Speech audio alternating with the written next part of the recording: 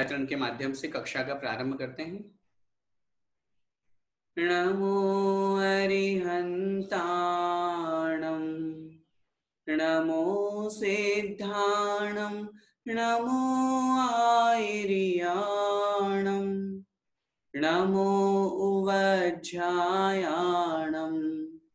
नमो लोय सौवसाहूणम्। पंच परमेष्ठी भगवान की जय। द्वादशांग जिनवाणी माता की जय। संत शिरोमणि आचार्य भगवंत 108 श्री विद्यासागर जी महाराज की जय। परम पूज्य गुरुदेव मुनिपुंगव श्री 108 सुधा सागर जी महाराज की जय। अढ़ाई द्वीपस्थ समस्त मुनिराजों की जय। आज की इस कक्षा में हम लोग महावीराष्टक स्तोत्र का उच्चारण समझेंगे, उसके एक एक शब्द का अर्थ समझेंगे और उसका भावार्थ समझेंगे। महावीराष्टक स्तोत्र का अर्थ, श्लोक आदि का उच्चारण जानने से पहले यहाँ पर हम पहले यह समझे कि यह स्तोत्र क्या है, इसका नाम क्या है, इसके रचयिता कौन है और इसमें किसका वर्णन है। शब्द है हमारे पास में महावीराष्टक। अगर हम दोनों शब्दों को अलग अलग करेंगे, महावीर अष्टक। महावीर मतलब महावीर भगवान, जो कि अंतिम तीर्थंकर हुए, वर्तमान शासन नायक है। भगवान महावीर स्वामी 24वें तीर्थंकर हुए। हमारे दिगंबर जैन संप्रदाय में तीर्थंकरों की संख्या 24 नियत है, निश्चित है, न कम होते हैं न ज्यादा होते हैं। हम भरत क्षेत्र की और ऐरावत क्षेत्र की अपेक्षा से बात कर रहे हैं। विदेह क्षेत्र में तो कम से कम 20 तीर्थंकर और अधिक से अधिक एक साथ एक समय में 160 तीर्थंकर हो सकते हैं। लेकिन यहाँ एक बार में तो एक ही तीर्थंकर होंगे। ऐसा भी नहीं है कि इस भरत क्षेत्र में एक साथ 24 तीर्थंकर हो जाए ना, एक बार में एक ही तीर्थंकर होते हैं। तो 24वें तीर्थंकर भगवान महावीर स्वामी हुए। जब तक अगले तीर्थंकर को, जो तीर्थंकर बनने वाले हैं, जब तक उनको केवल ज्ञान प्राप्त न हो जाए और उनकी प्रथम दिव्य देशना ना खिरे, तब तक का जो काल है वो उनके पहले वाले तीर्थंकर का शासन काल कहलाता है। जैसे उदाहरण, भगवान महावीर स्वामी से पहले हुए भगवान पार्श्वनाथ। भगवान पार्श्वनाथ को जिस दिन केवल ज्ञान, उस दिन से लेकर के भगवान पार्श्वनाथ का भगवान पार्श्वनाथ की जब से हुई, तब से लेकर के भगवान महावीर स्वामी की दिव्य देशना, जिसे हम वीर शासन जयंती मनाते हैं, वो जब से प्रारंभ हुई उसके पहले तक भगवान पार्श्वनाथ का शासन चल रहा था। तो ऐसे ही वर्तमान में भगवान महावीर स्वामी का शासन चल रहा है, जब तक अगले तीर्थंकर को केवल ज्ञान प्राप्त न हो जाए और उनकी दिव्य देशना ना खिरे। हम सौभाग्यशाली हैं कि भगवान महावीर स्वामी के शासन काल में हम जी रहे हैं। ऐसे भगवान महावीर स्वामी, जो वीर, अतिवीर, सन्मति, वर्धमान और महावीर, इन 5 नाम के धारक तीर्थंकर कहलाए, जिनकी आयु 72 वर्ष की थी, जिन्हें 30 वर्ष की अवस्था में वैराग्य प्राप्त हुआ और दीक्षा लेकर के 42 वर्ष की अवस्था में जिन्हें केवल ज्ञान की प्राप्ति हो गई थी, ऐसे वर्तमान शासन नायक भगवान महावीर स्वामी, उन भगवान महावीर स्वामी की स्तुति के निमित्त अष्टक, अष्टक का मतलब होता है 8 श्लोकों का समूह। जैसे हमने मंगलाष्टक पढ़ा था, उसमें बताया था आपको, ऐसे ही महावीर अष्टक, महावीर भगवान की स्तुति करने रूप अष्टक माने 8 श्लोकों का समूह अष्टक कहलाता है। और स्तोत्र, स्तोत्र का मतलब होता है स्तुति से युक्त जो होता है, जहां पर गुणों का गुणानुवाद किया जाता है, जहां स्तुति, जहां वर्णन किया जाता है भगवान के गुणों का, वह कहलाता है स्तोत्र। तो पूरे शब्द का अर्थ हो गया महावीराष्टक स्तोत्र। ऐसा स्तोत्र, ऐसे भगवान के गुणों का गुणानुवाद, जहां 8 श्लोकों को समाहित करके, 8 श्लोकों को आधार लेकर के भगवान महावीर स्वामी की स्तुति वंदना की गई हो, ऐसा वह स्तोत्र है जिसका नाम है महावीराष्टक स्तोत्र। इस महावीराष्टक स्तोत्र के जो रचयिता है वे है कवि भागेंदु, कविवर भागेंदु। कहीं कहीं पर भागचंद भी नाम मिलता है, क्योंकि इंदु का मतलब चंद्रमा होता है, उस अपेक्षा से चंद्र शब्द का भी वहां प्रयोग किया गया है। कवि भागचंद्र जी, और ये सामान्य हमारे ही जैसे गृहस्थ थे, लेकिन संस्कृत के बहुत अच्छे विद्वान थे, जैन धर्म के बहुत अच्छे ज्ञाता रहे। इस अपेक्षा से इन्होंने बहुत सुंदर यहाँ पर भगवान महावीर स्वामी की स्तुति के रूप में यह महावीराष्टक स्तोत्र लिखा। प्रायः करके हम सभी के द्वारा भगवान महावीर स्वामी की स्तुति वंदना करते समय यह महावीराष्टक स्तोत्र पढ़ा जाता है। अब इसके अर्थ भावार्थ को नहीं जानने के कारण से अब तक हम इसकी लोकप्रियता नहीं बना पाए थे। भक्तामृत स्तोत्र के समान ही वहां तो चूंकि 48 काव्य हैं, यहाँ मात्र 8 श्लोक हैं। अगर हम इसका अर्थ भावार्थ समझेंगे, बहुत सुंदर, बहुत अच्छी रचना कवि ने यहाँ पर प्रस्तुत की है, और एक एक शब्द को आप देखिएगा कितना अच्छा वर्णन यहाँ पर किया गया है। तो आइए प्रारंभ करते हैं इस महावीराष्टक स्तोत्र को। इस महावीराष्टक स्तोत्र में जो लय है, जो छंद है, उसका नाम है शिखरणी छंद। ये एक लय ताल का नाम है। संस्कृत में जैसे आर्या छंद होता है, जैसे अनुष्टुप छंद होता है, जैसे भक्तामृत स्तोत्र में वसंत तिल का छंद है, ऐसे ही यहाँ पर इस स्तोत्र में जो श्लोक दिए गए हैं, 8 श्लोक, उनमें शिखरणी छंद है। इसकी लय ताल अलग होगी, जिसको हम उसको भी अच्छी तरह से सुनेंगे और समझेंगे, ताकि हमको वो धुन याद हो जाए। उस छंद में अगर हम उच्चारण करेंगे तो हमें जल्दी याद भी होगा और बड़ा आनंद आएगा। पहले एक एक शब्द का उच्चारण करने, फिर उसके बाद में फिर पूरे श्लोक का हम उच्चारण करेंगे। निकाल लीजिए सभी अपनी अपनी जिनवाणी में महावीराष्टक स्तोत्र। बोलेंगे, यदि ये चैतन्ये, यदि ये चैतन्ये मुकुर इव भावाश चिदचितः यदि ये चैतन्ये मुकुर इव भावाश चिदचितः समम भान्ति ध्रुव्य, समम भान्ति ध्रुव्य व्ययजनिलसन्तोऽन्तरहितः, व्ययजनिलसन्तोऽन्तरहितः जगत साक्षी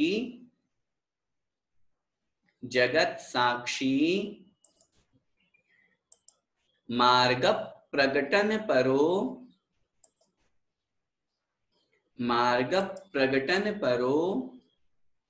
भानुरिवयो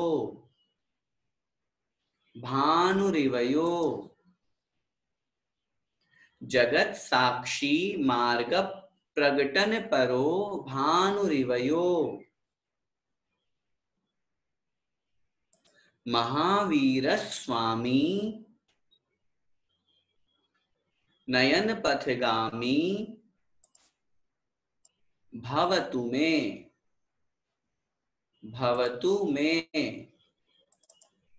महावीर स्वामी नयन पथगामी भवतु मे। अब एक एक लाइन को बड़े ध्यान से सुन करके उसका उच्चारण करेंगे, लय भी ध्यान से सुन करके फिर उच्चारण कीजिएगा। यदि ये चैतन्ये मुकुर इव भावाश्चिदचितः, बोलिए, यदि ये चैतन्ये मुकुर इव भावाश्चिदचितः। आपको बोलना जरूर है, मैं जब बोलूं तो आपको रिपीट जरूर करना है, ताकि मुंह पे आपको उच्चारण आ जाएगा तो जल्दी से समझ में आएगा।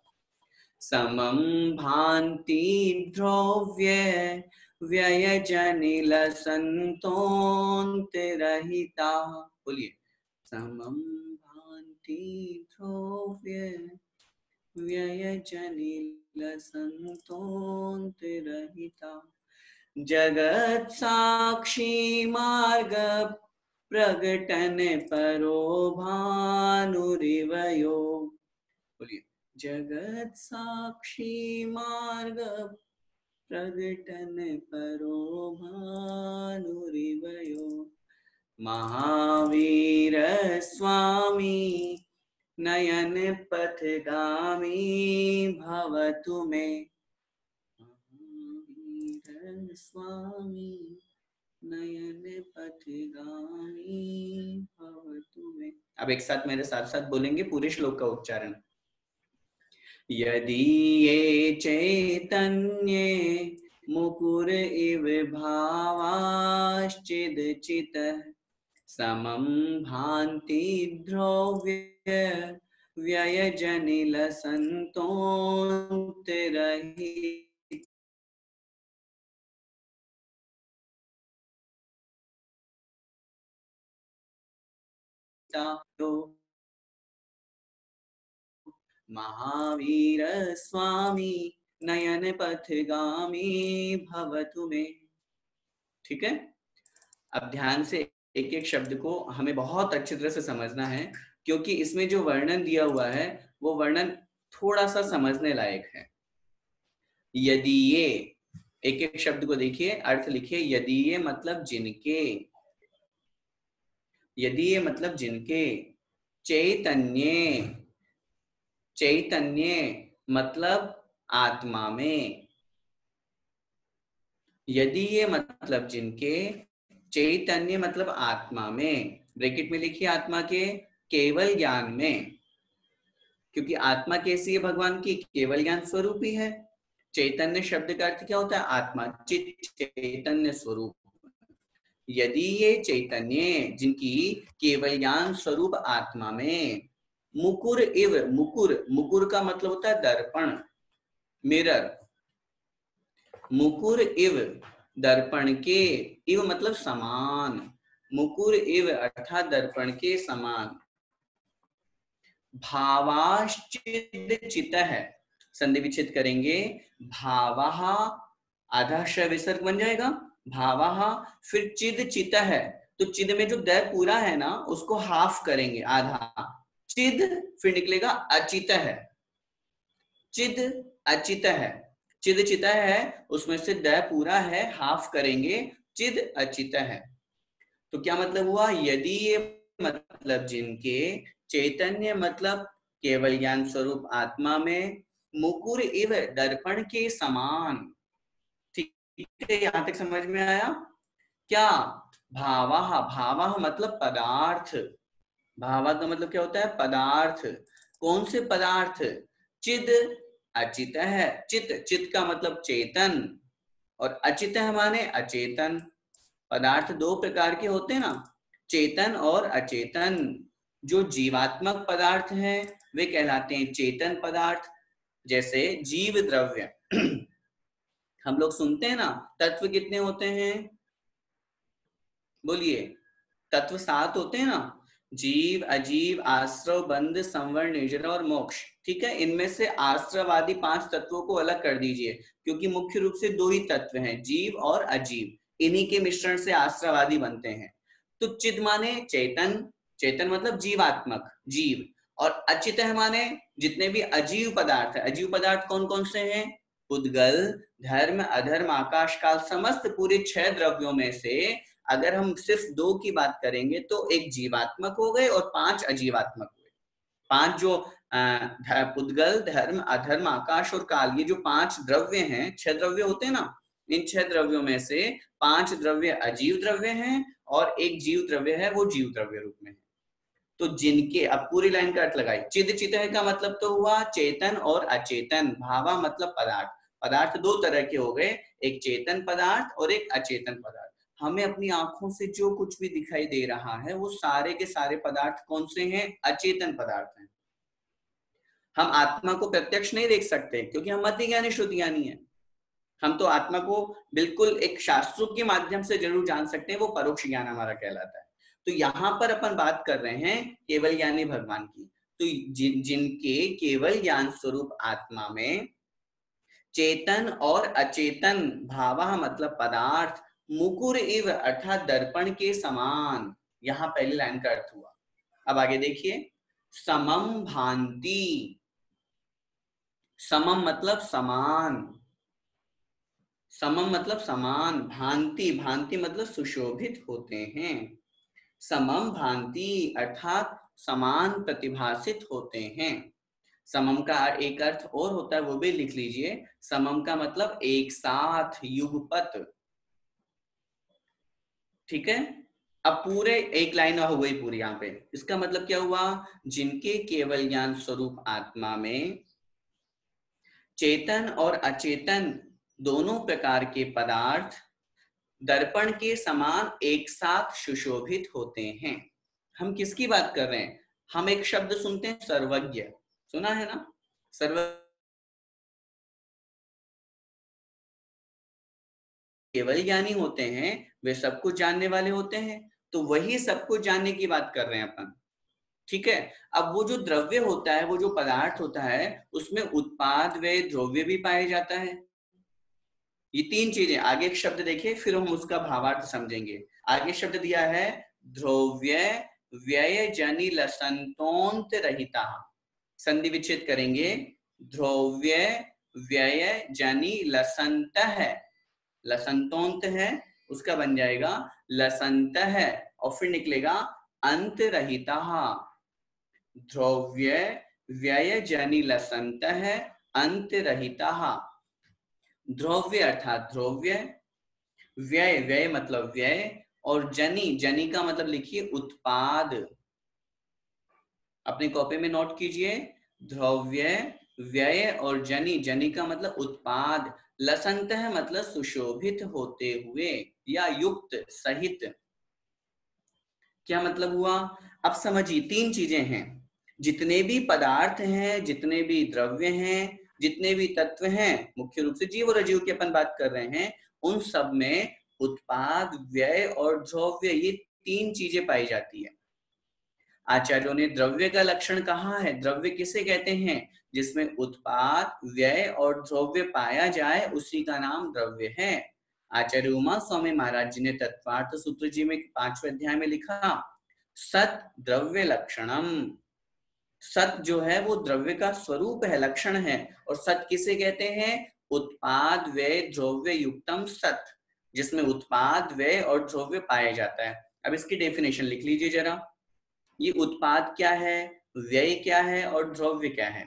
लिखिए, नवीन पर्याय की, नवीन पर्याय की उत्पत्ति का नाम,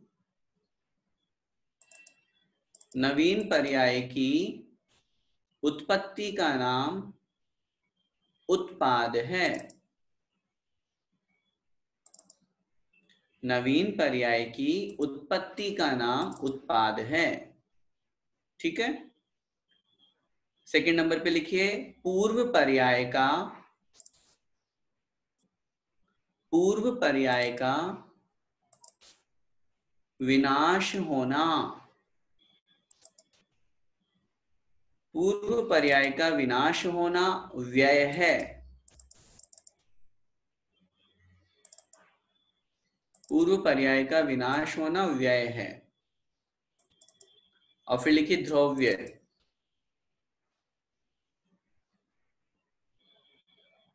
उत्पत्ति और विनाश से रहित, उत्पत्ति और विनाश से रहित द्रव्य का, उत्पत्ति और विनाश से रहित द्रव्य का जैसा का तैसा बने रहना, द्रव्य का जैसा का तैसा बने रहना द्रव्य है। अब समझिए इस बात को, तीन चीजें हैं, उत्पाद, व्यय और द्रव्य। प्रत्येक द्रव्य में ये तीनों पाए ही जाते हैं, नियम है ये, नियम से पाए जाएंगे। अब एग्जाम्पल समझते हैं। हम जैसे, हम जीव द्रव्य है कि नहीं है? अभी हम मनुष्य पर्याय में हैं, ठीक है? द्रव्य अलग और पर्याय अलग, पहले दोनों के डिफरेंस को समझिए। ये जो दिख रहा है बाहरी स्वरूप, ये पर्याय है, और हमारी आत्मा जो है वो द्रव्य है। द्रव्य कितने होते हैं? द्रव्य 6 होते हैं, जीव, उद्गल, धर्म, अधर्म, आकाश और काल। हम बात करें जीव द्रव्य की, उदाहरण जीव द्रव्य में घटा के देख रहे हैं। जीव द्रव्य है, अभी हम मनुष्य रूप पर्याय में हैं, आयु पूरी होगी तो हमारी आत्मा देव पर्याय को प्राप्त हो जाएगी। ठीक है, तो अब इसमें तीनों बातें घटाएंगे। जैसे ही देव पर्याय को प्राप्त हुए तो मनुष्य पर्याय का क्या हुआ? व्यय। देव पर्याय का क्या हुआ? उत्पाद। पूर्व पर्याय का विनष्ट होना व्यय, मतलब मनुष्य पर्याय समाप्त हो गई, ये हुआ व्यय। नवीन पर्याय की उत्पत्ति होना क्या कहलाया था? उत्पाद। तो देव पर्याय की उत्पत्ति हुई, हम देव पर्याय को प्राप्त हुए, तो ये कहलाया उत्पाद। और आत्मा यहां भी थी, आत्मा वहां भी है, आत्मा में कोई डिफरेंस नहीं, कोई चेंजेस नहीं, आत्मा वो की वही है। जहां उत्पत्ति और विनाश रूप यथावत स्थिति बनी रहती है, उसका नाम है द्रव्य। द्रव्य जो होता है वो द्रव्यात्मक होता है, द्रव्य कभी विनाश नहीं होता, और उत्पाद वे निरंतर चलता रहता है। अब ये जो उदाहरण अपन ने समझा, ये तो मोटे रूप में उदाहरण है। हकीकत तो ये है, प्रति समय प्रत्येक द्रव्य में परिवर्तन परिणमन होता है, प्रति समय।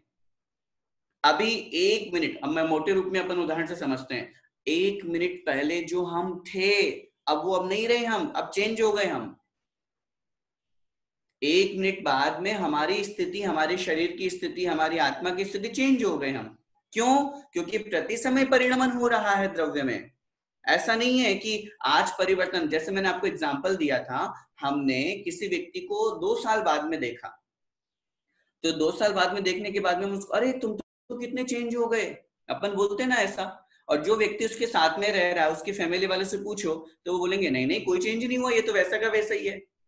तो हमको स्थूल परिवर्तन समझ में आता है, सूक्ष्म परिणमन समझ में नहीं आता, लेकिन चेंज होना वो प्रति समय हो रहा है। हमने जब अपनी बिल्डिंग बनाई, बिल्डिंग बनाते ही साथ उस बिल्डिंग में उत्पाद व्यय शुरू हो गया, लेकिन वो 50 साल बाद क्यों दिखता है? अरे दरारें आ गई, ये कमजोर हो गई ये दीवार। ये परिणमन एक साथ नहीं होता है, प्रति समय होता है। हमारी इंद्रियों के माध्यम से हम सूक्ष्म परिणमन को नहीं पहचान पाते, लेकिन परिवर्तन प्रत्येक द्रव्य में होता है। तो यहाँ पर जो बात अपन कर रहे हैं, उत्पाद व्यय द्रव्य, इनसे जो युक्त भावः मतलब पदार्थ, ये जो उत्पाद व्यय द्रव्य से युक्त अपन ने शब्द की चर्चा की है, ये किसका विशेषण है? ये भावः का, भावः मतलब पदार्थ का। जितने भी चेतन और अचेतन पदार्थ हैं, समझ में आ रही मेरी बात? अब अर्थ पूरा लगाइए। जितने भी चिद चित है अर्थात चेतन और अचेतन पदार्थ हैं, जो कि कैसे हैं? कैसे हैं वो पदार्थ? उत्पाद व्यय और द्रव्य से सहित हैं। और एक और विशेषता जो उन पदार्थों की, अंत रहिता, जो अनंत हैं, जो अंत से रहित हैं। अंत से रहित का तात्पर्य है जो अनंत हैं। ऐसे उन अनंत पदार्थों को जो दर्पण के समान एक साथ जानते हैं, जिनके ज्ञान में ये सारे के सारे पदार्थ एक साथ झलकते हैं। अब प्रारंभ की दोनों लाइन का एक बार फिर से अर्थ लगाइए। यदि ये मतलब जिनके चैतन्य अर्थात केवल ज्ञान स्वरूप आत्मा में, मुकुर इव अर्थात दर्पण के समान, चिद अचित है अर्थात चेतन और अचेतन, भावः मतलब पदार्थ, जो कि कैसे हैं? द्रव्य व्यय जनिल संत है। नीचे की लाइन में आ जाइए। द्रव्य व्यय जनि माने उत्पाद, उत्पाद व्यय और द्रव्य से युक्त, अंत रहिता अर्थात जो अनंत हैं, ऐसे चेतन और अचेतन पदार्थ, जिनके केवल ज्ञान स्वरूप आत्मा में मुकुर इव अर्थात दर्पण के समान समम एक साथ युगपत भांति मतलब झलकते हैं, सुशोभित होते हैं। ये किसका विशेषण हुआ? सर्वज्ञ का विशेषण हुआ। सर्वज्ञ किसे कहते हैं? जिनकी आत्मा में जो केवल ज्ञानी भगवान जिनेंद्र देव हैं, वे तीनों लोकों के, और तीनों लोकों के नहीं पूरे आलोक के भी, समस्त द्रव्यों को और उनकी समस्त पर्यायों को, चाहे वो चेतन हो चाहे अचेतन हो, उन सबको एक साथ जो जानते हैं। और इसलिए यहाँ पर मुकुर शब्द का प्रयोग किया। मुकुर का मतलब क्या होता है? दर्पण।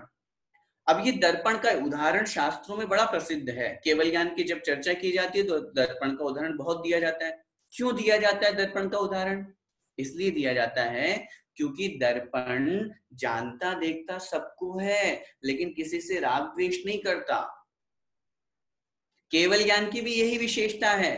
केवल ज्ञानी भगवान महावीर भगवान की हम वंदना कर रहे हैं।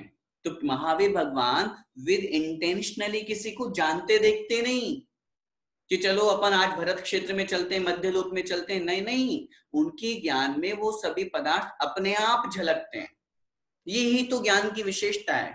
अब अपन बोले कि कैसे झलकता है, वो हम उदाहरण के माध्यम से नहीं समझा सकते, वो तो एक अनुभव परक वस्तु है। वो विद इंटेंशनली अगर किसी वस्तु को जानेंगे, फिर सर्वज्ञ कैसे रहे, फिर वीतरागी कैसे रहे। अगर किसी वस्तु विशेष को वो जान रहे हैं तो इसका मतलब उससे उनको राग हो गया, इस वो तो वीतरागी हैं। इसलिए दर्पण का उदाहरण वहां दिया जाता है कि दर्पण के समान जिनका केवल ज्ञान है, अर्थात जिनके केवल ज्ञान में ये समस्त चेतन अचेतन समस्त जो पदार्थ हैं, जो उत्पाद व्यय और द्रव्य से युक्त हैं, वो सभी पदार्थ जिनके केवल ज्ञान में झलकते हैं, इसका मतलब सर्वज्ञ। ठीक है, अगली लाइन देखिए, जगत साक्षी। जगत मतलब संसार को, साक्षी माने साक्षात्कार करने वाले। संसार का साक्षात्कार करने वाले से क्या तात्पर्य है? संसार का साक्षात्कार करने से तात्पर्य है जो वीतरागी हो गए हैं। साक्षात्कार का मतलब जैसे मीनिंग अपन समझे, जैसे अपन बोलते हैं ना इंटरव्यू लेना, किसी का साक्षात्कार लेते हैं, इंटरव्यू लेते हैं, तो उसके मतलब उससे सारी चीजें सामने रखते हैं, उसकी फाइल सामने होती है, उसकी पूरी डिग्री सामने होती है, उसकी पूरी लाइफ सामने होती है। तो ऐसे ही निर्ग्रंथ दिगंबर अवस्था को प्राप्त जिन्होंने किया है और पूरा संसार जिनका साक्षात्कार कर रहा है, भावार्थ समझिएगा, पूरा संसार जिनका साक्षात्कार कर रहा है, जो पूरे संसार के लिए साक्षात स्वरूप हैं, ऐसे जो जिनेंद्र भगवान है। तो इसलिए यहाँ पर जगत साक्षी का शाब्दिक अर्थ तो हम लगाएंगे पूरे संसार को साक्षात्कार करने वाले, और भावार्थ में हमको यहाँ पर ग्रहण करना है जो वीतरागी हैं, जिन्हें किंचित मात्र भी राग नहीं है, जिनके मन में ये विकल्प नहीं है कि संसार के लोग मुझे देख रहे हैं, कैसा मैं दिख रहा हूं, नहीं, इस तरह। फिर आगे कह रहे हैं प्रगटन परो मार्ग प्रगटन परो भानु रिवयो। संधि विच्छेद लिखिए अपनी कॉपी में, मार्ग प्रकटन पर है, परो का बन जाएगा पर है, मार्ग प्रकटन पर है, मार्ग को प्रकटन पर है, अर्थात प्रकट करने में जो पर माने तत्पर हैं। कौन से मार्ग को? मोक्ष मार्ग को। मार्ग प्रकटन पर है, मार्ग को प्रकटन माने प्रकाशित करने में, बतलाने में, जो पर माने तत्पर हैं। किसके समान? अगला शब्द दे रहे हैं भानु रिवयो, संधि विच्छेद करेंगे, भानु इव यो।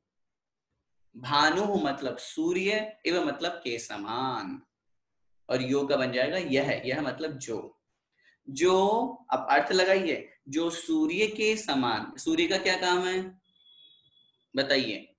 सूर्य क्या करता है? सूर्य प्रकाश देता है, सूर्य के माध्यम से हमें मार्ग का, रास्तों का ज्ञान होता है, हमें कहाँ जाना, कैसे जाना। सूर्य नहीं हो, अंधेरे में कहाँ जाएंगे हम, कैसे जाएंगे?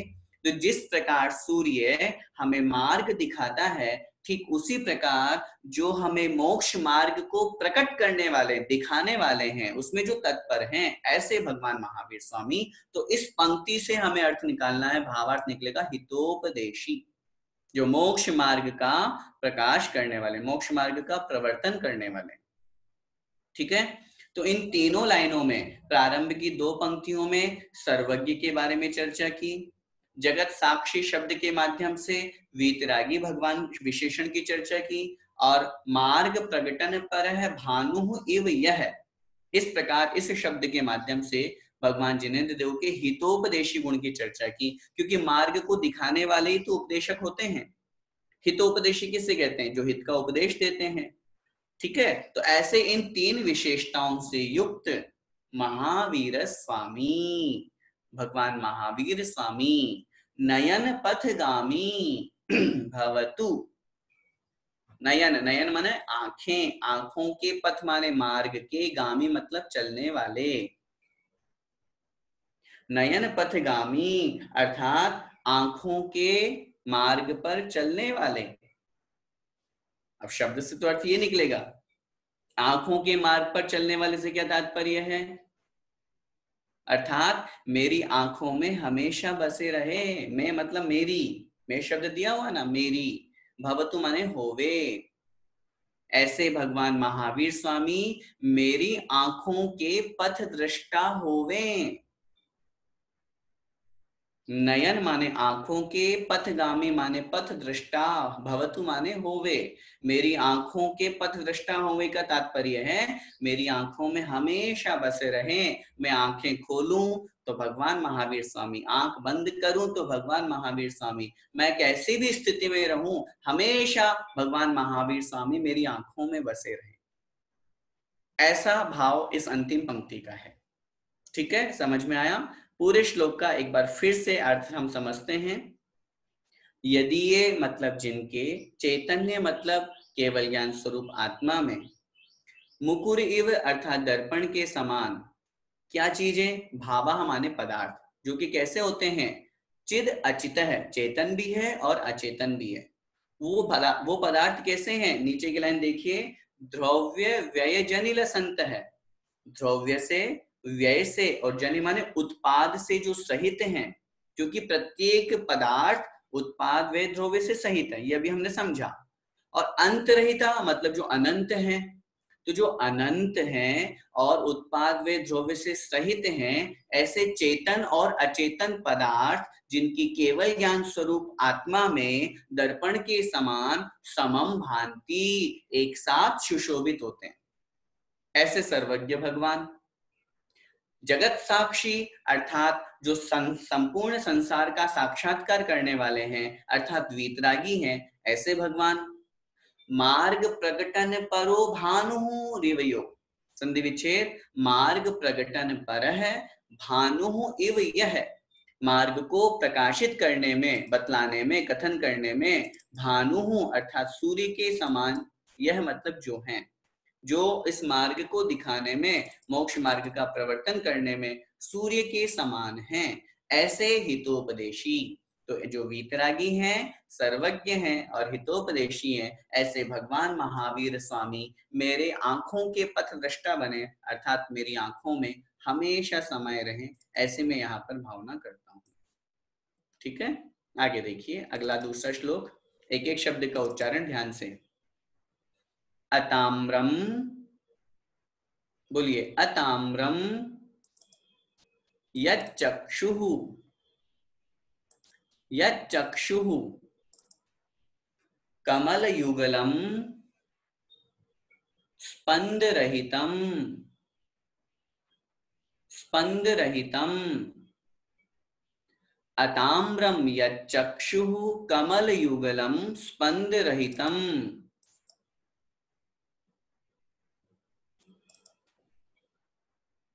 ठीक है, जनान, जनान कोपापायम, कोपापायम प्रकटयति, प्रकटयति वाभ्यन्तरमपि, वाभ्यन्तरमपि। जनान कोपापायम प्रकटयति वाभ्यन्तरमपि। स्फुटम, स्फुटम मूर्तिर्यस्य, मूर्तिर्यस्य, स्फुटम मूर्तिर्यस्य प्रशमितमयी, प्रशमितमयी वाति विमला,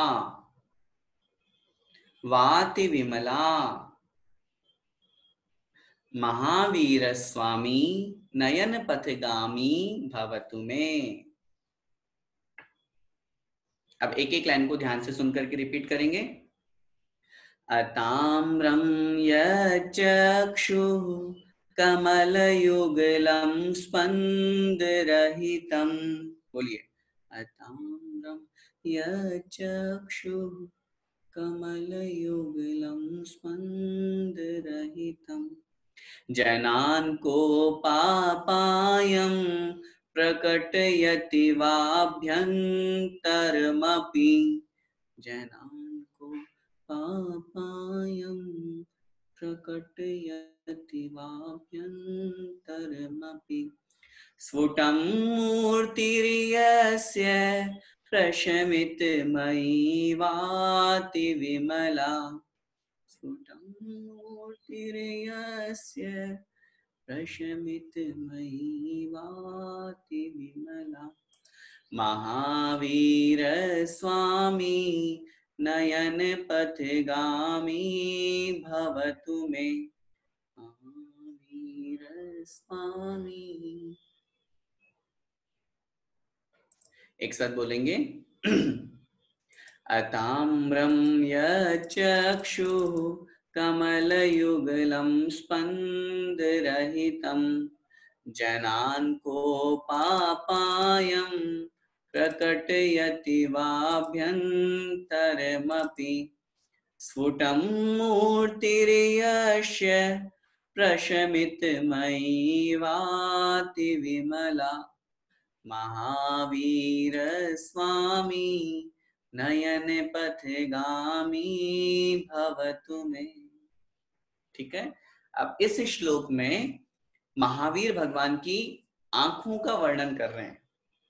भगवान महावीर स्वामी की जो चक्षु है, जो आंखें हैं, वो कितनी सुंदर है, कैसी है, किस प्रकार की है, उसका वर्णन इस श्लोक में किया गया है। और आंखों के साथ साथ पूरे शरीर का जो उनकी देह है वो कितनी कांतिमान है, कितना उनके अंदर से जो दैदीप्य निकल रहा है, दीप्ति निकल रही है, वो यहाँ पे बात है। देखिए एक एक शब्द को ध्यान से। अताम्रम, ताम्रम का अर्थ होता है लाल रंग, और अताम्रम का मतलब जो लाल वर्ण से रहित हैं। क्या मतलब हुआ? हमारी आंखें लाल कब होती है?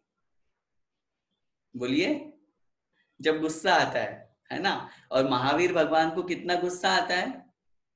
किंचित मात्र भी नहीं, थोड़ा सा भी नहीं।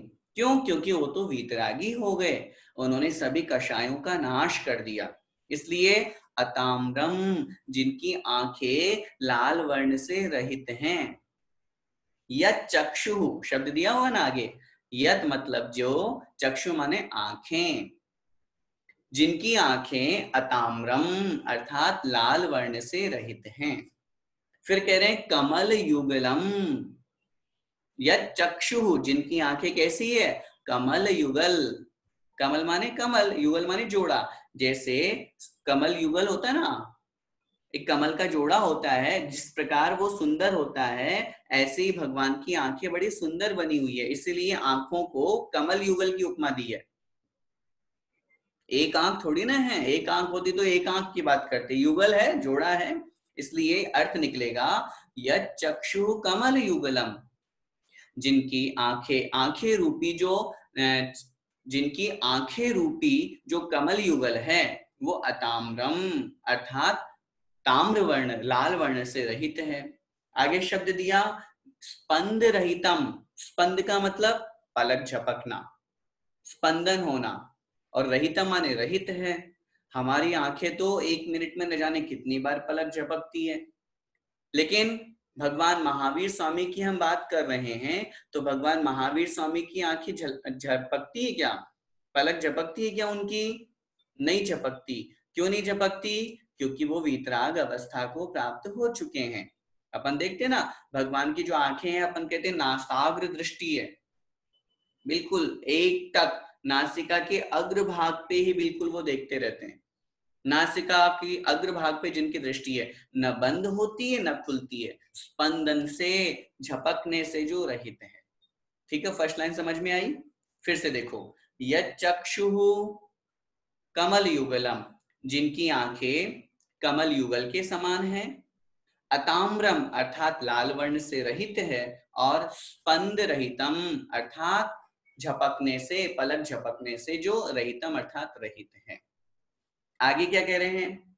जनान कोपापायम, संधि विच्छेद लिखिए, जनान मतलब जनान, लोगों को, कोपापायम संधि विच्छेद, कोप अपायम, कोपापायम, कोप अपायम, कोप माने क्रोध, अपायम, अपाय का मतलब होता है रहित, अभाव। लोगों को क्या शिक्षा दे रहे हैं उनकी आंखें? ये बता रहे हैं इस लाइन में, जनान मतलब लोगों को, कोप अपायम क्रोध से रहित, प्रकटयति अर्थात प्रकट करते हैं। पहले एक एक शब्द का अर्थ लिख लीजिए, फिर उसके बाद हम भावार्थ समझेंगे। कोप अपायम अर्थात क्रोध से रहित, प्रकटयति मतलब प्रकट करते हैं, वाभ्यंतरमपि संधि विच्छेद, वा अभ्यंतर आभ्यंतरम अपि, वा आभ्यंतरम अपि, वा मतलब अथवा, आभ्यंतरम अथवा से तात्पर्य, आभ्यंतर कह दिया तो अथवा से तात्पर्य लगाना बाह्य, बहिरंग से, बाहर से, और आभ्यंतर माने अंतरंग से, और अपि मतलब भी। क्या मतलब हुआ? प्रकट यति मतलब प्रकट करती हैं, चक्षु की बात चल रही है, आंखें, जिनकी आंखें प्रकट करती है। क्या प्रकट करती है? जनान मतलब लोगों को। क्या प्रकट करती है लोगों को? कि भगवान कोपापायम, आप क्रोध से रहित हैं। कैसे हैं क्रोध से रहित? वाभ्यंतरम अपि, बाह्य से भी और आभ्यंतर से भी। समझ में आई बात? दूसरी लाइन मतलब ये है कि जो भगवान महावीर स्वामी हैं, उनकी जो आंखें हैं वो लोगों को यह प्रकट करती है कि भगवान अंतरंग से और बहिरंग से, दोनों तरफ से कोपापायम, क्रोध से रहित हैं। न उन्हें बहिरंग से कोई क्रोध आ रहा है, न अंतरंग में क्रोध कषाय का उदय है, दोनों ही नहीं है। समझ में आई मेरी बात? ये चक्षु, आंखों के माध्यम से हमारी क्रोध कषाय का पता चलता है, इसलिए यहाँ पर ये कथन किया गया है।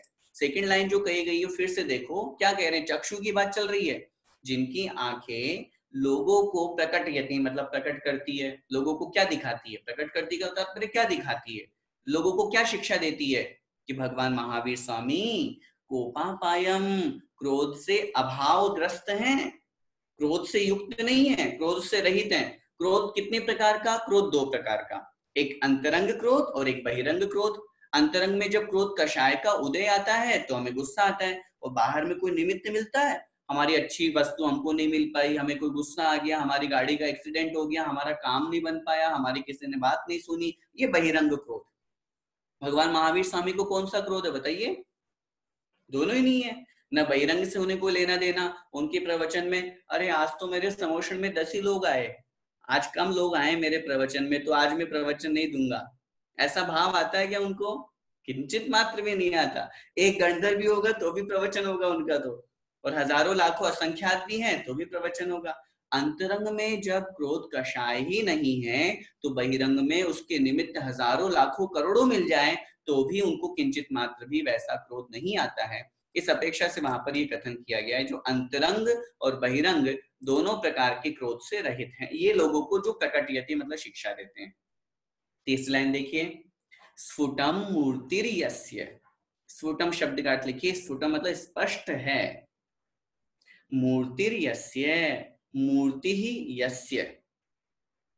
मूर्ति ही, मूर्ति का मतलब शरीर, मुद्रा, जो शरीर की मुद्रा है, मूर्ति माने शरीर की मुद्रा। यस्य मतलब जिनकी, यस्य मतलब जिनकी शरीर की मुद्रा स्फुटम अर्थात स्पष्ट रूप से, प्रशमितमयी, प्रशमितमयी अर्थात प्रशांत रूप है, प्रशमितमयी, प्रशांत, परम शांति को धारण करने वाली है। भगवान की मुद्रा तो देखिए जरा, ऐसा लगता है कितनी शांति है भगवान के अंदर। वीतराग अवस्था की यही तो महिमा है। अन्य और किसी हम रागी द्वेषी की प्रतिमा को, मूर्ति को देखते हैं तो हमें वहां शांति की झलक झलक ही नहीं मिलती है। वहां तो हमें राग द्वेष मिलता है। अगर वो वस्त्र पहने हुए होंगे तो हमें उस वस्त्रों के प्रति आकर्षण होगा, बगल में अगर स्त्री होगी तो उसके प्रति आकर्षण होगा, अगर अस्त्र शस्त्र हाथ में है तो वैसा आकर्षण होगा। इमेजिन कीजिए, कोई एक देवी की प्रतिमा है, नीचे कोई व्यक्ति राक्षस लेटा हुआ है, उसको वो संहार कर रही है, मार रही है, जीभ बाहर निकली हुई है, रौद्र रूप परिणाम उसका हो रहा है। ये हमेशा अपनी लाइफ में ध्यान रखिएगा, सामने वाले का दृश्य देखने से, सामने वाली प्रतिमा, मूर्ति, इन सबको देखने से हमारे परिणाम वैसे बनते हैं। निमित्त है सामने वाला। तभी तो हम मूवीज देखते हैं, तो मूवी में देखते देखते अपने आप में खो जाते हैं।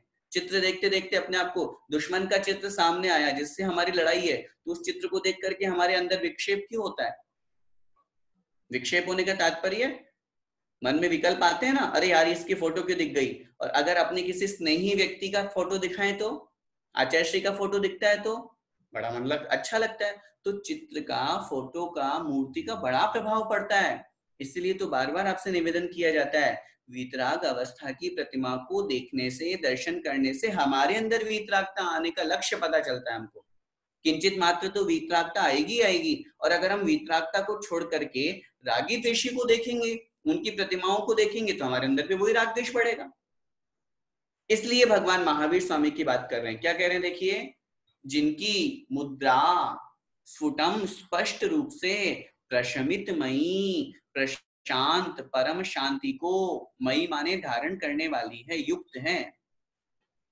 भगवान जिनेंद्र देव की जिन प्रतिमा को हम देखते हैं, अरे रोम रोम से वीतरागता निकलती है। दिगंबर अवस्था प्राप्त होने के बावजूद भी उनके शरीर के प्रति, उन दिगंबर अवस्था के प्रति हमारे अंदर विकार परिणाम जागृत नहीं होते, बल्कि और वीतराग परिणाम जागृत होते हैं। आप कौन से अंग प्रत्यंग की बात करें, चाहे हम उनका मस्तक ले लें, उनकी आंखें ले लें, उनका नग्न दिगंबर स्वरूप ले लें, उनके पद्मासन से बैठने की सिचुएशन ले लें, उनके उपदेश देने की बात कर लें, सब वस्तुओं से, उनके पूरे शरीर से जहां वीतरागता झलक रही है, स्पष्ट रूप से, शब्द का प्रयोग किया स्फुटम, अर्थात स्पष्ट रूप से प्रशमित मई, जो परम शांत मुद्रा को धारण करने वाली। आगे शब्द करें, वाति विमला, संधि विच्छेद लिखिए, वा अति विमला। वा मतलब अथवा, अति विमला जो अत्यधिक निर्मल है। विमल का मतलब निर्मल। भगवान जिनेंद्र देव की जो जिन प्रतिमा है, शरीर की जो मुद्रा है, वो कैसी है? बिल्कुल निर्मल है, शुद्ध है। हमारे और आपके शरीर में तो मलमूत्र क्षेपण होता है, इसलिए हमारा शरीर अशुद्ध है। हमारे शरीर से तो पसीना निकलता है, इसलिए हमारा शरीर अपवित्र है। हमें तो भूख प्यास लगती है, इसलिए हमारा शरीर अपवित्र है। हमारे शरीर में तो त्रस जीव, क्या निगोदिया जीव भरे पड़े हैं, इसलिए अशुद्ध है। अब इन सब से रहित है भगवान का। हम चूंकि मूर्ति की बात कर रहे हैं, आत्मा तो खैर है ही, यहाँ तो उनकी उस शरीर की मुद्रा की बात चल रही है जो बिल्कुल निर्मल है। क्योंकि केवल ज्ञान प्राप्त होने के बाद में उनका शरीर परमोदारिक हो जाता है। मनुष्य और तिर्यंचों का सामान्य शरीर होता है औदारिक, लेकिन जैसे ही केवल ज्ञान की प्राप्ति होती है तो उनके शरीर से निगोदिया जीवों का भी अभाव हो जाता है, शरीर बन गया परमोदारिक। अब एकमात्र आत्मा है पूरे शरीर में। हाड़ मांस खून पीप आदि से युक्त होते हुए भी उस शरीर में किंचित मात्र में निगोदिया जीव नहीं होते, मलमूत्र का क्षेपण नहीं होता, उनको भूख नहीं लगती है, शरीर की कोई दुर्गंधि नहीं। जन्म से ही जब 10 अतिशय हम लगाते हैं उसमें सुगंध युक्त शरीर प्राप्त होता है। तो वाह अति विमला, वाह मतलब अथवा जो अत्यधिक निर्मल हैं। ऐसे कौन? ऐसे भगवान महावीर स्वामी। मैं अर्थात मेरे नयन पथगामी भवतु, मेरी आंखों के पथगामी बने, मेरी आंखों के दृष्टा बने, पथ दृष्टा बने, अर्थात मैं हमेशा अपनी आंखों में उनको संजो करके रखूं। एक बार फिर से पूरे श्लोक का अर्थ देखिए। यच्चक्षुः कमल युगलम, जिनकी कमल युगल के समान जो आंखें हैं, अताम्रम अर्थात लाल वर्ण से रहित हैं, स्पंद रहितम अर्थात स्पंदन से रहित हैं, जनान मतलब लोगों को, कोपापायम वा आभ्यंतरम अपि अंतरंग और बहिरंग क्रोध के अभाव को प्रकट करने वाली है, कि इनके अंतरंग में और बहिरंग में कोई क्रोध नहीं है, ऐसी जिनकी आंखें हैं, पहला विशेषण। दूसरी बात, जो यस्य मूर्ति ही मतलब जिनकी मुख मुद्रा, जिनका शरीर की मुद्रा स्फुटम अर्थात स्पष्ट रूप से, बिल्कुल सामने स्पष्ट रूप से, प्रत्यक्ष रूप से कैसी है? प्रशमित मई अर्थात परम शांत मुद्रा को धारण करने वाली है। वह मतलब और अति विमला जो अत्यधिक निर्मल है, शुद्ध स्वरूप वाली है। ऐसे भगवान महावीर स्वामी मेरे आंखों के पथगामी बने, अर्थात मेरी आंखों में हमेशा विराजमान रहे, ऐसी भावना इसे दूसरे श्लोक में की गई। आगे देखिए तीसरा श्लोक, बोलिए। नमन्ना केंद्राली नमन्ना केन्द्राली मुकुटमणि भाजाल जटिलम। नमन्ना केन्द्राली मुकुटमणि भाजाल जटिलम।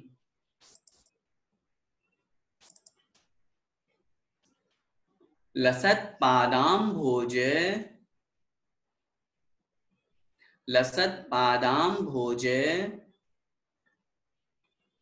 द्वयमिह यदीयं तनुभृताम्।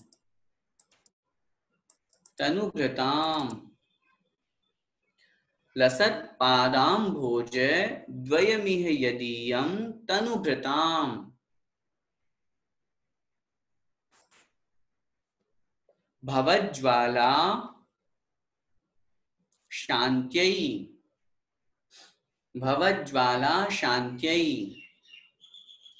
प्रभवति जलं वा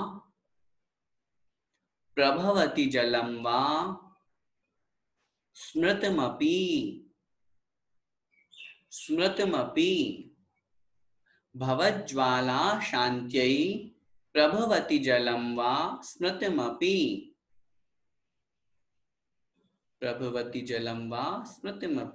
महावीर स्वामी नयन पथगामी भवतु में। अब एक एक लाइन को ध्यान से उच्चारण राग के साथ में हम सुनेंगे, फिर रिपीट करेंगे।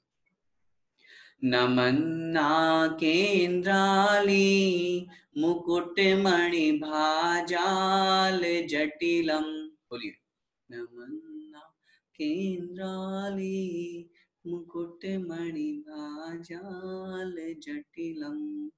लसत पादाम्भोज द्वयमिह यदीयं तनुभृताम्। लसत पादाम्भोज द्वयमिह यदीयं तनुभृताम्। भवज्ज्वाला शान्त्यै प्रभवति जलं वा स्मृतमपि। भवज्ज्वाला शान्त्यै प्रभवति जलं वा स्मृतमपि। महावीर स्वामी नयन पथगामी भवतु मे। आइए एक साथ पूरे श्लोक का उच्चारण करेंगे। नमन्ना केन्द्राली मुकुटमणि भाजाल जटिलम। लसत पादाम्भोज द्वयमिह यदीयं तनुभृताम्। भवज्ज्वाला शान्त्यै प्रभवति जलं वा स्मृतमपि। महावीर स्वामी नयन पथगामी भवतु मे।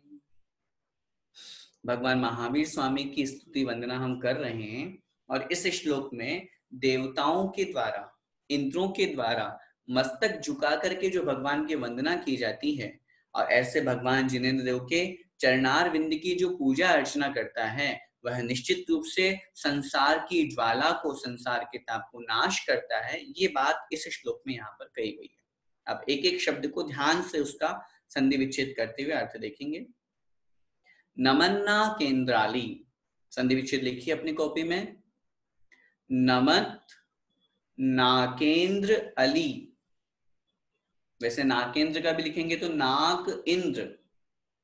नमत नाक इंद्र अली। नमत का मतलब झुके हुए, नमस्कार करते हुए। नाक, नाक का अर्थ होता है स्वर्ग। नाक का अर्थ होता है स्वर्ग, और इंद्र का मतलब स्वर्ग के इंद्र। और स्वर्ग का एक दो इंद्र नहीं, अली, अली माने पंक्ति, कतार, लंबी लाइन। नमन्ना केन्द्राली, नमत मतलब झुके हुए, नाकेन्द्राली अर्थात स्वर्ग के इंद्रों की पंक्तियां, लाइन, जो बड़ी संख्या में भगवान के चरणों में झुके हुए, उनकी बात चल रही है यहाँ पे।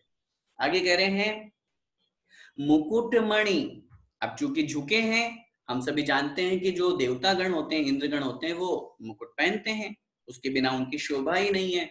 तो मुकुट झुकेंगे तो मुकुटों में लगी हुई मणि, मणि माने मणियां, जो रत्न हैं उनकी भा, भा माने आभा, कांति,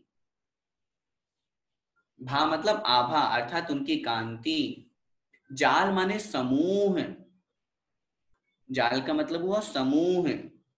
नमत अर्थात नमस्कार करते हुए, झुके हुए स्वर्ग के इंद्रों की पंक्तियां, जो कि मतलब बहुत सारे इंद्र झुके हुए हैं जो हैं, और उनके मुकुटों में लगी हुई मणियों की भाजाल मतलब आभा के समूह को, जो जटिलम अर्थात उनसे जो व्याप्त हैं, सहित हैं। भाजाल अर्थात भा माने आभा, शोभा, और जाल माने समूह, और जटिलम शब्द का यहाँ पर प्रयोग किया गया। जटिलम का मतलब व्याप्त माने सहित। क्या है ये बता रहे हैं भगवान के चरणों की विशेषता। भगवान के चरण किससे व्याप्त हैं, भगवान के चरणों में क्या है? भगवान के चरणों में उन बहुत सारे देवों की जो पंक्ति है, लाइन है, कतार है, उन इंद्रों की पंक्ति जो है वो भगवान के चरणों में झुकी हुई है। झुकने से जो उनके मुक्तों में लगी हुई मणियां हैं, उन मणियों की भा मतलब आभा का समूह भगवान के चरणों में सुशोभित हो रहा है। कवि की कल्पना देखिए, जैसे आचार्य मानतुंग स्वामी महाराज ने प्रथम श्लोक में जो भक्तामर प्रणत मौलिमणि प्रभाणा, वहां जो वर्णन किया है उससे थोड़ा सा वर्णन अलग है। यहां पर भी वही बात पहुंचाना चाह रहे हैं कि भगवान के जो चरण है, अगले पंक्ति में जो कह रहे हैं लसत पादाम भोज, संधि विच्छेद लिखिए, लसत माने सुशोभित होते हुए, लसत पाद अम्भोज, लसत पाद अम्भोज, लसत मतलब सुशोभित होते हुए, क्या? पाद माने चरण। कैसे हैं वे चरण? अम्भोज, अम्भोज का मतलब कमल, चरण कमल। ऐसे सुशोभित होते हुए चरण कमल कितने हैं? द्वयमी हैं, द्वयम इह, द्वयम अर्थात दोनों ही, इह माने इस लोक में, इस संसार में। यहां तक समझ में आया? लसत माने सुशोभित होते हुए, पादाम भोज द्वयम, दोनों चरण कमल, यह माने इस लोक में। यदीयम अर्थात जिनके, यदीयम शब्द दिया है, यदीयम मतलब जिनके। अब यहां तक अर्थ लगाएंगे, तनुभृताम को छोड़ दें, वो आगे की लाइन में हम अर्थ उसका समझेंगे। क्या मतलब हुआ? इतनी लाइन हमने पढ़ी। यदीयम मतलब जिनके, अब एक एक शब्द को देखिए। यदीयम मतलब जिनके, पादाम भोजे द्वयम अर्थात दोनों चरण कमल, लसत माने सुशोभित हो रहे हैं। कैसे सुशोभित हो रहे हैं? क्योंकि नमत मतलब झुके हुए, नाक मतलब स्वर्ग के, इंद्र अली मतलब इंद्रों की पंक्तियां, झुके हुए स्वर्ग के इंद्रों की पंक्तियों के मुकुटमणि अर्थात मुकुटों में लगी हुई मणियों की भाजाल अर्थात आभा के समूह से जो जटिलम अर्थात व्याप्त है, सहित हैं, ऐसे भगवान जिनेन्द्र देव के दोनों चरण कमल जहां सुशोभित हो रहे हैं। ठीक है, यहां तक समझ में आया? फिर आगे कह रहे हैं तनुभृताम, तनुभृताम का तात्पर्य होता है संसारी प्राणियों के, तनुभृताम अर्थात संसारी प्राणियों के। अब संसारी प्राणियों का अर्थ कहां से निकाला हमने? तनु का मतलब क्या होता है? शरीर, और भृताम माने धारण करने वाले। शरीर को जो धारण करने वाले होते हैं, शरीर को जो धारण करने वाले वो कौन? संसारी प्राणी, मतलब हम सभी लोग, हम सभी संसारी प्राणियों के। आगे क्या कह रहे हैं? भवज्वाला शांत्यई, भव माने संसार, लिखिए, भव मतलब संसार की, ज्वाला को शांत करने के लिए। हम संसार में जो परिभ्रमण कर रहे हैं, हम बोलते हैं संसार ताप विनाशनय, छोटा मोटा ताप नहीं है, छोटी मोटी अग्नि नहीं है, ये कैसी है? ज्वाला है, ज्वालामुखी संसार। ऐसे तनुभृताम अर्थात संसारी प्राणियों के, भवज्वाला शांति संसार के ज्वाला, संसार रूपी ज्वाला को शांत करने के लिए प्रभवती मतलब समर्थ है, सक्षम है। कैसे हैं? जलम वा, अर्थात जल के समान। जैसे अग्नि को समाप्त करने में, उसको शमन करने में जल का महत्वपूर्ण योगदान होता है। जल के बिना अग्नि समाप्त नहीं होती, और जैसे ही जल डाला जाता है तो अग्नि बुझ जाती है। ऐसे ही संसार रूपी ज्वाला को शांत करने के लिए जो जल के समान समर्थ है, प्रभवती माने समर्थ है, सक्षम है। कैसे हैं जो? वाह स्मृतम अपि, स्मरण मात्र से भी। स्मृतम अपि, स्मृतम अपि लिखा है, संधि विच्छेद करेंगे। स्मृतम अपि अर्थात स्मरण मात्र भी, जिनका स्मरण मात्र भी। क्या मतलब हुआ? जिन भगवान महावीर स्वामी का स्मरण मात्र भी, उनकी स्तुति वंदना मात्र भी संसारी प्राणियों के सांसारिक ज्वाला को शांत करने के लिए जल के समान सक्षम है। ऐसे भगवान महावीर स्वामी मेरी आंखों के पथगामी बने, मेरी आंखों के मार्गदृष्टा बने, मेरी आंखों में हमेशा बसे रहें। मैं हमेशा अपनी आंखों में उन्हें संजो करके रखूं। ठीक है, समझ में आया? इस श्लोक में क्या वर्णन किया है? दो बातें हमको इस श्लोक में समझनी है। पहली बात तो ये समझनी है, भगवान के जो चरण हैं वो इसलिए और सुशोभित हो रहे हैं क्योंकि उनके चरणों में इंद्र झुके हुए हैं। इंद्रों के झुकने से क्या हुआ? मुकुट झुके। मुकुट के झुकने से क्या हुआ? जो मुकुटों में लगी हुई मणियां हैं, जो रत्न जड़े हुए हैं, उनमें बहुत कांति है, बहुत आभा है। तो जिससे वो झुके तो चरणों में प्रकाश फैल गया। इससे भगवान के चरण हमेशा और सुशोभित हो रहे हैं। वैसे तो भगवान के चरण हमेशा ही सुशोभित है, लेकिन यहाँ भावार्थ में हमको ये लगाना है कि जिनके चरणों में स्वर्ग के इंद्रगण भी झुक रहे हैं, तो वो चरण कितने महान होंगे। जिनके चरणों में, मैंने आपको पहले भी एक बार बताया था, अगर कोई बड़ा व्यक्ति कोई काम करता है तो अन्य लोगों को एक रास्ता मिल जाता है, पथ मिल जाता है। अगर राजा कोई काम करे तो प्रजा भी वैसा वैसा उसके अनुसार उसको फॉलो करने लगती है। महान व्यक्तित्व जो हुआ करते हैं वो जैसा काम करते हैं, आज अगर हमें आचार्य श्री ये कहें कि हमें ऐसा काम करना है तो हम उसको फॉलो करेंगे। क्यों? क्योंकि वो महान है, वो बड़े हैं। तो इसलिए इंद्र चूंकि है ही भगवान की भक्ति की अपेक्षा बड़े हैं, उनकी सेवा पूजा करने में वो हमेशा अग्रसर रहते हैं। तो जो इंद्र भी जिनके चरणों में झुकता है, ये जब विशेषण लगाया जाता है तो हमें लगता है और संसार के सब प्राणियों को लगता है कि फिर मैं भी क्यों ना झुकूं। तो इसलिए यहाँ पर इस पहली पंक्ति में कहा गया है, झुकने से या झुकते हुए, जब स्वर्ग के इंद्र की पंक्तियां हैं, मतलब बहुत सारे इंद्र हैं, जिससे उनके मुक्तों में लगी हुई मणियों की जो आभा है, उसका जो समूह है, वो जहां पर व्याप्त है, जहां मिश्रित हो रहा है, ऐसे भगवान जहां आपके दोनों चरण कमल हैं। दूसरी विशेषता दी, संसारी प्राणियों के भवज्वाला, संसार रूपी जो ज्वाला है, जो ताप है, जो संताप है, जो दुख है, उसको शांत करने के लिए जो जल के समान समर्थ है। स्मृतम अपि, स्मरण करने से, अर्थात स्मरण मात्र भी, जिनेन्द्र भगवान का, महावीर स्वामी का स्मरण मात्र भी संसारी प्राणियों के लिए, संसार की ज्वाला को शांत करने के लिए जल के समान कहा गया है। उसी प्रकार जिस प्रकार जल के द्वारा अग्नि शांत हो जाती है, उसी प्रकार भगवान महावीर स्वामी का स्मरण करने से, उनकी पूजा करने से, उनकी स्तुति करने से, उनका जाप करने से, उनका ध्यान करने से संसार समाप्त हो जाता है और वह जीव मोक्ष पथ का गामी बन जाता है। ऐसे भगवान महावीर स्वामी मेरी आंखों के पथगामी बने, मेरी आंखों के हमेशा मार्गदृष्टा बने रहें, अर्थात मुझे मार्ग भी दिखाएं और हमेशा मेरी आंखों में बसे रहें। अगला श्लोक देखिए, यदर्चा यदर्चा भावेन भावेन प्रमुदित मना प्रमुदित मना दरदुर इह दरदुर इह यदर्चा भावेन प्रमुदित मना दरदुर इह क्षणादासीत क्षणादासीत स्वर्गी क्षणादासीत स्वर्गी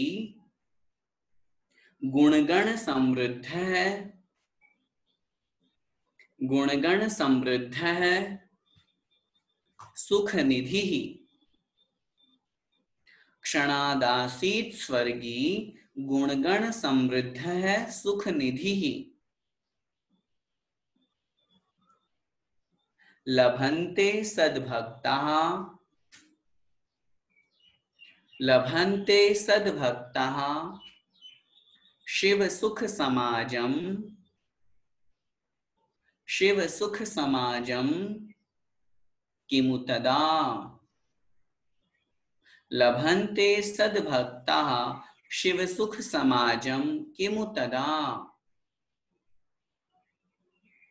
महावीर स्वामी नयन पथगामी भवतु मे।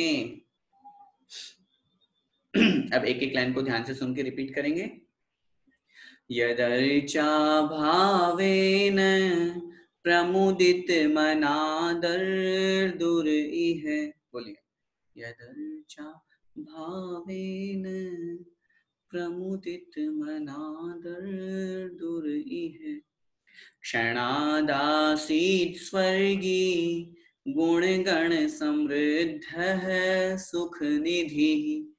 क्षणादासीत स्वर्गी गुणगण समृद्ध है सुख निधि। लभन्ते सद्भक्ताः शिव सुख समाजम किमु तदा। लभन्ते सद्भक्ताः शिव सुख समाजम किमु तदा। महावीर स्वामी नयन पथगामी भवतु मे। महावीर स्वामी नयन पथगामी। एक साथ बोलेंगे मेरे साथ साथ। यदर्चा भावेन प्रमुदित मनादर दूर इह। क्षणादासीत स्वर्गी गुणगण समृद्ध है सुख निधि। लभन्ते सद्भक्ताः शिव सुख समाजम किमु तदा। महावीर स्वामी नयन पथगामी भवतु मे। ये श्लोक बड़ा सरल भी है और इसके पीछे एक कहानी है। हम सभी लोगों ने शायद वो कहानी सुनी होगी कि जब भगवान महावीर स्वामी का समवसरण लगा था। ये हकीकत की घटना है जो कि हमारे ग्रंथों में पाई जाती है। उस समय राजा श्रेणिक और सब लोग, क्योंकि जब समोषण लगा है तो सब लोग भगवान महावीर स्वामी की वंदना करने, उनका उपदेश सुनने के लिए समोषण में जा रहे थे। चूंकि मेंढक भी एक तिर्यंच है और पंचेंद्रिय मन है उसके, संगी पंचेंद्रिय जीव है मेंढक। भले ही दिखने में हमें छोटा लग रहा हो लेकिन उसके मन होता है और वो शिक्षा और उपदेश ग्रहण कर सकता है।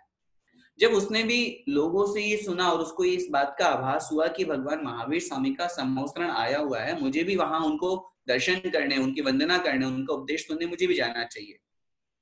तो चूंकि मेंढक है और मेंढक अपने साथ में क्या ले जा सकता है, जैसा कि इस दृष्टांत के माध्यम से हमको ये भी समझना चाहिए कि खाली हाथ भगवान के दरबार नहीं जाते, कुछ ना कुछ अवश्य सामग्री लेकर के जाते हैं। अब मेंढक के पास अष्टद्रव्य तो होने का सवाल नहीं है, तो चूंकि पानी में रहता था उसने कमल की पंखुड़ी अपने मुंह में दबाई और चल पड़ा भगवान महावीर स्वामी के समवसरण की ओर। लेकिन चलते चलते चलते चलते दुर्भाग्यवशात छोटा सा प्राणी राजा श्रेणिक जा रहा था और भी सब लोग जा रहे थे, तो उस श्रेणिक के हाथी, क्योंकि हाथी के ऊपर सवार होकर जा रहा था वो, तो राजा श्रेणिक तो क्योंकि राजा था, तो उस हाथी के पैरों के नीचे आकर के वह मेंढक जो था वो मृत्यु को प्राप्त हो गया। जा रहा था समवसरण में, लेकिन बीच में ही अकस्मात मृत्यु हो जाने से उसकी मृत्यु हो गई। लेकिन महत्वपूर्ण बात, उस भावों के कारण से, जिन भावों से वो मंदिर जा रहा था, जिन भावों से वो भगवान के चरणों में जा रहा था, वो भाव उसकी यथावत अंतिम स्थिति में भी बने रहे और उसने वहां पर देवायु का बंद किया। और चूंकि हम इस बात को जानते हैं और सिद्धांत हमको समझना चाहिए, किसी भी जीव की मृत्यु हो, चाहे वो मनुष्य हो, चाहे तिर्यंच हो, चाहे देव हो, नारकी, कोई भी हो, किसी की भी मृत्यु होने के बाद में वो विद इन 3 समय, 1 सेकंड में असंख्यात आवली और 1 आवली में असंख्यात समय होते हैं। मतलब 1 सेकंड भी नहीं लगा। सोचिए, चौथे समय में तो जीव पहुंच ही जाता है जहां पर उसको जन्म लेना है। ये भी उन जीवों की बात है जो विग्रह इसमें त्रस नाड़ी से बाहर होते हैं। वो विषय हम बाद में कभी समझेंगे। अभी यहाँ हमको ये समझना है, वो 1 सेकंड भी नहीं हुआ, यहां से मरण को प्राप्त हुआ और सीधा देव पर्याय को प्राप्त हो गया।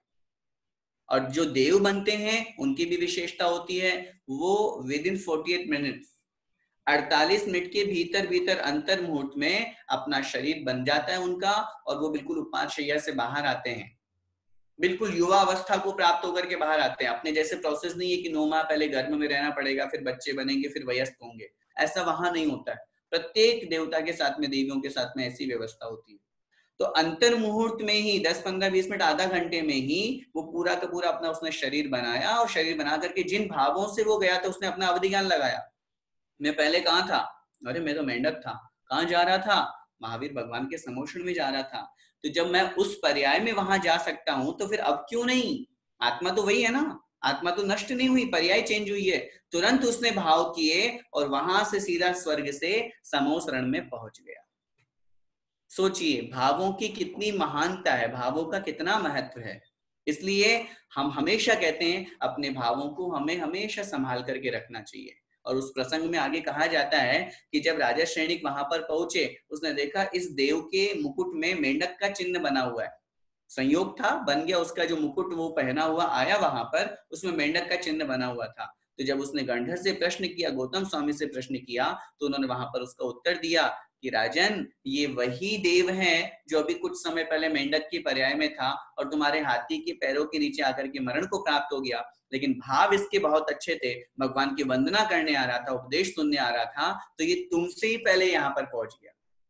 क्योंकि उनको तो आने में समय लगा ना, नीचे चल करके आने में, और वहां तो 48 मिनट्स भी नहीं हुए, और वहां गया, मरण को प्राप्त होकर के वहां जन्म लिया, जन्म लेते साथ शरीर बनाया, शरीर लेते साथ में देव बन करके वो समोषण में आ गया। यही वर्णन इस श्लोक में कहा गया है। अब देखिए ध्यान से, यदर्चा भावेन, संधि विच्छेद करेंगे, यद अर्चा भावेन, यद मतलब जिनकी, अर्चा, अर्चा माने पूजा, भावेन मतलब भाव से, जिनकी पूजा के भाव से, प्रमुदित मना, प्रमुदित माने प्रसन्न, मना मतलब मन वाला, प्रसन्न मन वाला, जिसका हृदय बड़ा अच्छा है, प्रमुदित है, खुश है। अरे मैं भगवान के दर्शन करने जा रहा हूं, मैं भगवान की वंदना करने जा रहा हूं, ऐसा जिसका मन है। दरदुर, दरदुर का मतलब होता है मेंढक, दरदुर का अर्थ होता है मेंढक। यह मतलब इस संसार में, इस लोक में क्या देखा जाता है? यदर्चा भावेन, जिनकी पूजा करने के भाव से, प्रमुदित मना, अच्छे प्रसन्न मन वाला जो मेंढक है, वो क्या हो गया? क्षणादासित स्वर्गी, संधि विच्छेद लिखिए, क्षणात आधा तय, क्षणात आसीत, आसीत स्वर्गी, क्षणात क्षण मात्र में ही, आसीत मतलब हो गया, क्या हो गया? स्वर्गी, स्वर्ग में उत्पन्न, स्वर्ग को प्राप्त। ठीक है, क्या मतलब हुआ? फिर से समझिए, जिनकी अर्चना पूजा के भाव से प्रसन्न मन वाला मेंढक भी क्षण मात्र में, थोड़ी सी ही देर में, निमिष मात्र में ही क्या हो गया? स्वर्ग को प्राप्त हो गया, देव बन गया। और देव पर्याय भी पुण्य से मिलती है। ऐसा मत समझिएगा कि देव पर्याय ऐसे मिल जाती है, नहीं। आचार्यों ने लिखा है देव पर्याय प्राप्त करने वाले भी बड़े पुण्यशाली जीव होते हैं। क्यों? क्योंकि जहां आचार्यों ने सुख प्राप्ति का वर्णन किया है, वहां स्वर्गापवर्ग शब्द का प्रयोग किया है। मोक्ष में तो शाश्वत सुख है ही, लेकिन सांसारिक सुख के मामले में स्वर्ग देव पर्याय भी उत्तम है।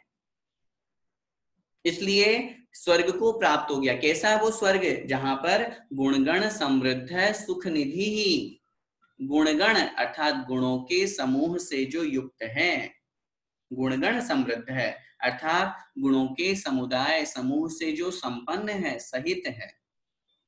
सुख निधि, सुख का जो भंडार है। स्वर्गों में भी कम सुख नहीं होते हैं। वहां दुख किस बात का है? सम्यक दृष्टि जो देव होते हैं वो तो पूरे जीवन भर बड़े आनंद में भगवान की भक्ति पूजा में अपना समय निकालते हैं, बहुत सुख मिलता है उनको, बहुत सुख शांति प्राप्त होती है उनको। न कोई व्यापार का झगड़ा टंटा, न कोई वहां कोई कोरोना जैसी महामारी बीमारी, कुछ नहीं है, न कोई लॉकडाउन, कुछ नहीं है वहां।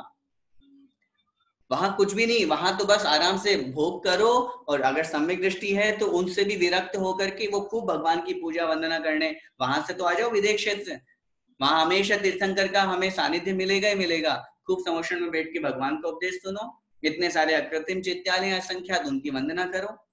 तो सुख निधि अर्थात सुख का जो भंडार है, गुणों से जो सहित है, ऐसे स्वर्गीय, ऐसे देव पर्याय को प्राप्त हो जाता है, हो गया। प्रारंभ की 2 लाइनें फिर से देखो। जिनकी अर्चना पूजा के भाव से प्रसन्न मन वाला वह मेंढक भी इस संसार में गुण गणों से, गुणों के समूह से युक्त और सुख शांति समृद्धि से सहित स्वर्ग को अर्थात देव पर्याय को प्राप्त हो गया। क्या कहना चाह रहे हैं? जब वो प्राप्त हो गया, आगे क्या कह रहे हैं? लभंते मतलब प्राप्त करते हैं, लभंते अर्थात प्राप्त करते हैं। कौन? सद्भक्ता मतलब सच्चे भक्त। हे भगवान, जब वो मेंढक स्वर्ग को प्राप्त हो सकता है, अब समझना, अपने आप के बारे में लगाया, जब मेंढक भगवान की भक्ति के भाव रख करके और स्वर्ग को जा सकता है, तो फिर हम तो मनुष्य हैं। सद्भक्ता अर्थात जो सच्चे भक्त हैं वो क्या प्राप्त करते हैं? शिव सुख समाजम। शिव मतलब मोक्ष, सुख मतलब सुख के, समाजम मतलब साम्राज्य को, समूह को। अगर आपके सच्चे भक्त मोक्ष सुख के साम्राज्य को लभंते मतलब प्राप्त करते हैं, किमु तदा, किमु मतलब क्या आश्चर्य है, तदा मतलब तो। भक्ति की भावना देखिए, जब भगवान की भक्ति स्तुति करने से, उस तरह के भाव मन में मात्र होने से, उसने स्तुति वंदना नहीं की भगवान की, मेंढक ने, उसने सिर्फ अपने मन में वैसे भाव बनाए थे कि मैं भगवान की चरण वंदना करने जाऊं समोषण में। जब इतने भावों से वह मरण को प्राप्त होकर के और देव पर्याय को प्राप्त हो गया, तो अपने लिए कह रहे हैं भगवान, यदि आपके सच्चे भक्त, हम सच्चे भक्त हैं कि नहीं, पहले तो ये डिसाइड करें कि झूठे भक्त हैं।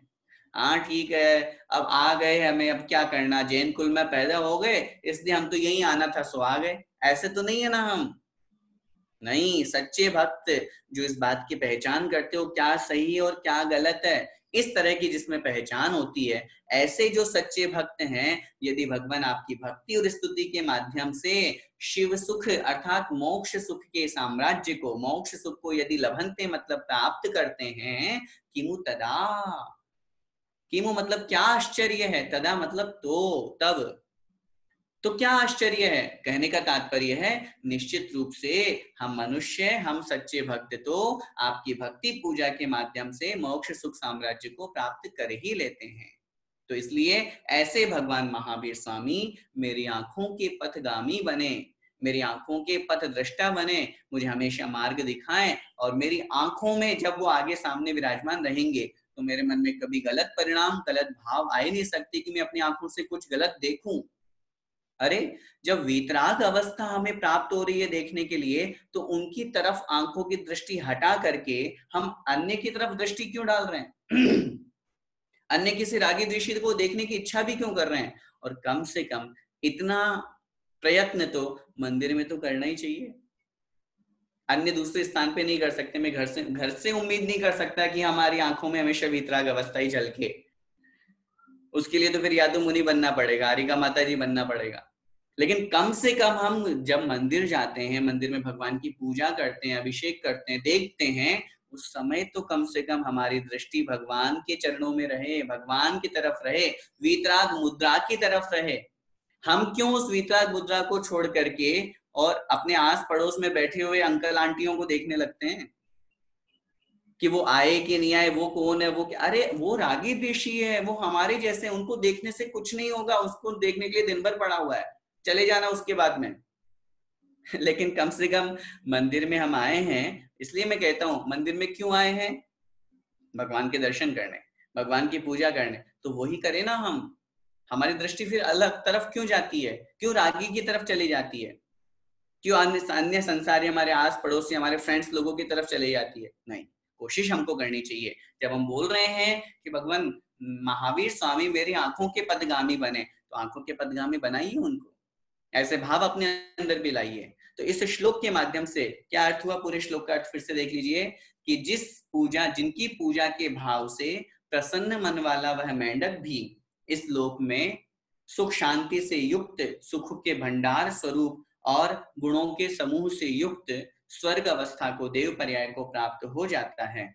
ऐसी स्थिति में यदि हे भगवान आपके सच्चे भक्त मोक्ष सुख रूपी साम्राज्य को यदि प्राप्त करते हैं, तो इसमें क्या आश्चर्य है, अर्थात कोई आश्चर्य नहीं है। इसलिए भगवान मैं आपकी पूजा भक्ति स्तुति कर रहा हूँ, आपसे मेरा यही निवेदन है, यही प्रार्थना है, आप मेरी आंखों के पथगामी बने। ठीक है, इस प्रकार ये 4 श्लोक हमने आज की कक्षा में पढ़े।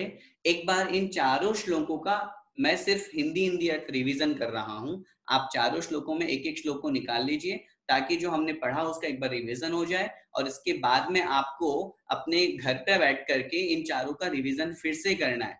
क्योंकि बहुत से लोग हैं जो पहली बार पढ़ रहे हैं, बहुत से लोग हैं जिन्होंने महावीराष्टक का नाम ही पहली बार सुना होगा, या फिर पढ़ाई पहली बार होगा, या पढ़ भी लिया होगा तो मीनिंग आई थिंक पहली बार ही हम पढ़ रहे होंगे। तो जब तक 2-3 बार हम नहीं रिवीजन करेंगे, नहीं पढ़ेंगे, तो फिर हमको नहीं याद हो पाएगा। इसलिए एक बार फिर से पहला श्लोक निकाल लीजिए, मैं सिर्फ हिंदी अर्थ बताऊंगा, भावार्थ समझाऊंगा। जिनके केवल ज्ञान स्वरूप आत्मा में चैतन्य और अचेतन अर्थात जीवात्मक और अजीवात्मक, उत्पाद व्यय और द्रव्य से युक्त और अनंत पदार्थ दर्पण के समान एक साथ एक समय में झलकते हैं, ऐसे सर्वज्ञ भगवान, जो संसार को साक्षात्कार करने वाले ऐसे वीतरागी भगवान, और जो सूर्य के समान जिन धर्म को अर्थात जिन मार्ग को, मोक्ष मार्ग को प्रकाशित करने वाले, बतलाने वाले हैं, ऐसे हितोपदेशी भगवान महावीर स्वामी मेरी आंखों के पथगामी बने।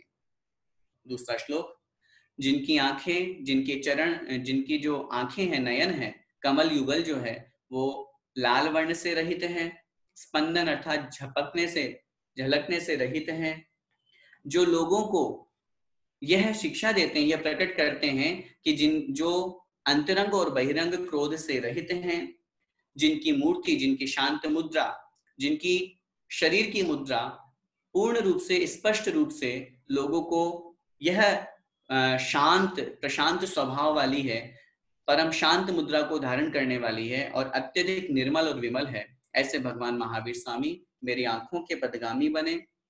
जिनके चरणों में देवतागण, और देवताओं में भी इंद्र शब्द का प्रयोग किया है, अर्थात स्वर्ग के इंद्रों की पंक्तियां जिनके चरणों में झुकी है, मुक्तों की मणियों की आभा से जिनके दोनों चरण कमल और अधिक लसत अर्थात सुशोभित हो रहे हैं, जो तनुभृताम अर्थात संसारी प्राणियों के लिए संसार रूपी ज्वाला को शांत करने में जिनका स्मरण, जिनकी पूजा भक्ति जल के समान समर्थ है, अर्थात जिनकी स्मरण से संसार ताप नाश हो जाता है, ऐसे भगवान महावीर स्वामी मेरी आंखों के पथगामी बने।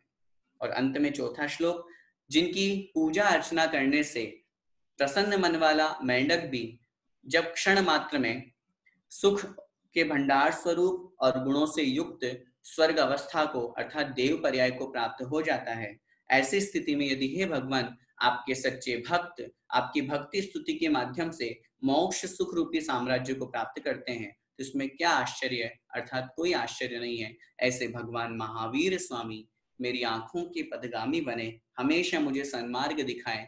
वे भगवान महावीर स्वामी हमेशा मेरी आंखों में बसे, मैं जब भी आंखें खोलूं, जब भी आंखें बंद करूं, हमेशा भगवान महावीर स्वामी की मुख मुद्रा वीतराग अवस्था मेरी आंखों में बसी रहे, वही मुझे स्मरण आए और उनका एक एक उपदेश मेरे लिए कल्याणकारी बने, मुझे मार्ग दिखाए और मैं उस पथ पर आगे बढ़ सकूं।